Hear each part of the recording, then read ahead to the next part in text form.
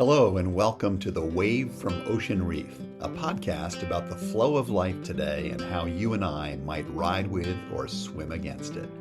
I'm Dan Meyer, Chaplain-in-Residence at the beautiful Ocean Reef community in Key Largo, Florida, and here's The Wave for today.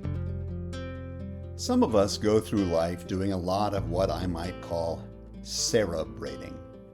We use our cerebral cortex. We think ahead. We plan for the future. We wrangle in our heads over all of what might happen or ought to happen. Some of us go through our days doing a lot of calibrating too. We are always measuring something. Am I far enough along at this stage of the journey? Am I making as much money or driving as nice a car or looking as good as so-and-so? Should I shave off my beard or try to grow a new one? I can relate to this. I think it's important to cerebrate and to calibrate at times. But I'm coming to see that those habits eventually become empty or soul-sucking if they're not balanced by a pattern of celebrating too. So my question is, what will you celebrate in this new year? I have this theory that God gives to each of us a heightened sensitivity to noticing and celebrating one dimension of time or the other. Some of us have a gift for being able to hold on to the past, to recall or to draw strength from the significant moments that we or others have lived through.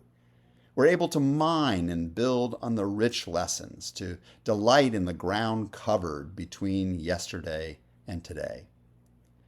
Others of us have a gift for the present, a capacity to see the luminous web that connects us all, to see the value of the common things all around us, to appreciate in a very deep way the beauty and complexity and the passing gift that is the now and the persons who share it with us.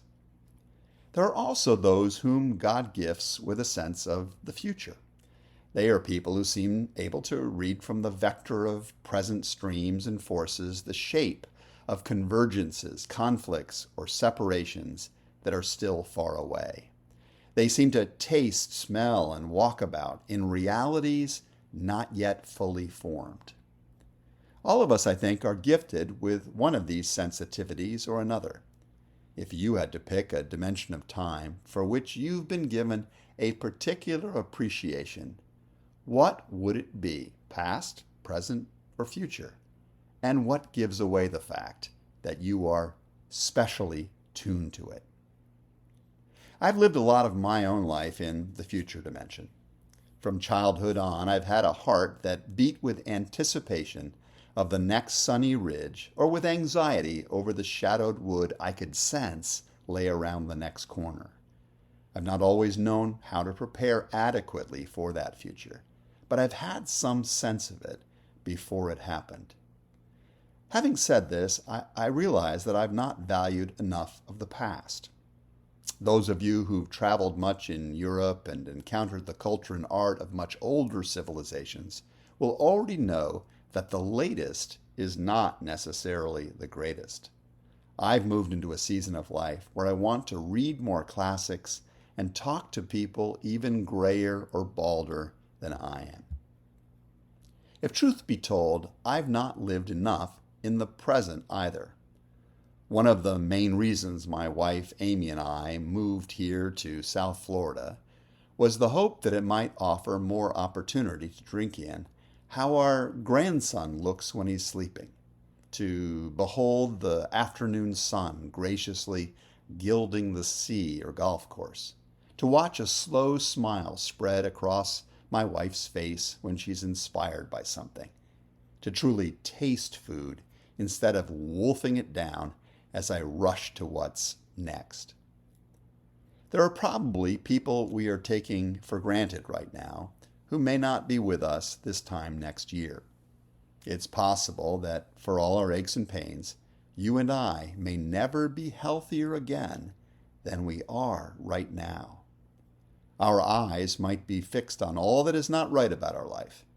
But what if the struggles of this stage are shaping us for good Or what if they turn out to be molehills when compared to the mountains to come? A wise person once said, "Yesterday is history, tomorrow is mystery, today is a gift." That's why it's called the present. So as I go into this new year, I want to spend less time celebrating about the future or calibrating the past, and more time celebrating the sacred now. I hope I meet you there too. That's today's Wave from Ocean Reef. If you know of others who might appreciate this sort of content, I hope you'll pass it along or encourage them to find me on Spotify, Apple, or other podcast outlets. Until next time, I'm Dan Meyer, hoping that the flow of life is good for you.